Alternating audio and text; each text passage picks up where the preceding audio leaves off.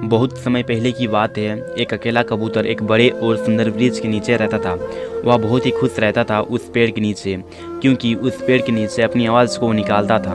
उसकी आवाज़ सुनकर लोग उसके पास आते थे और उससे खाना खिलाते थे। कबूतर बहुत ही खुश होती थी, क्योंकि लोग उससे बहुत ही ज़्यादा प्यार करते थे। एक दिन एक सुंदर मधुमक्खी वहाँ आई और कबूतर से मिली। मधुमक्खी बहुत ही प्यारी लग रही थी। कबूतर ने उससे खाना भी खिलाया। मधुमक्खी ने उससे धन्यवाद कहा और उसके पास आकर वो खाना भी खा ली। उसके बाद वे अच्छे दोस्त बन गए और रोज़ एक साथ उड़ते थे और मिलकर अपनी मज़ेदार बातें करते थे। कभी कभी उनके बीच लड़ाई भी होती थी, लेकिन वे जल्दी सुलझा लेते थे और फिर से खुशी खुशी उड़ते थे। एक दिन मधुमक्खी ने कबूतर से कहा, मैं एक सुंदर स्थान देखा हूँ जहाँ हम दोनों एक साथ जा सकते हैं, क्या आप मेरे साथ वहाँ चलेंगे? कबूतर बहुत ही खुश हुआ और उसके साथ वहाँ जाने के लिए तैयार हो गया।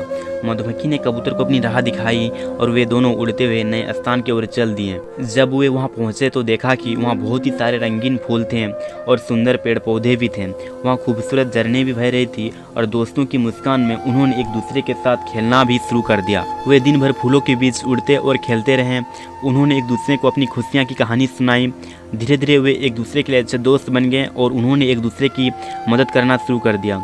इस तरह कबूतर और मधुमक्खी ने अपनी दोस्ती को मजबूत और गहरा बना लिया। वे हमेशा बहुत ही खुश रहते थे और एक दूसरे की मदद करते भी थे। उनकी यह दोस्ती देखकर आसमान में उड़ने वाली सभी पक्षियाँ उनकी तारीफ करने लगी।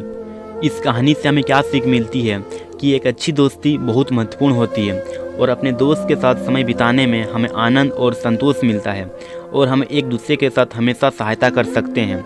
इसीलिए हमेशा अच्छे दोस्त बनाए रखना चाहिए और हमें इस दोस्ती को सम्मान और प्यार देना चाहिए।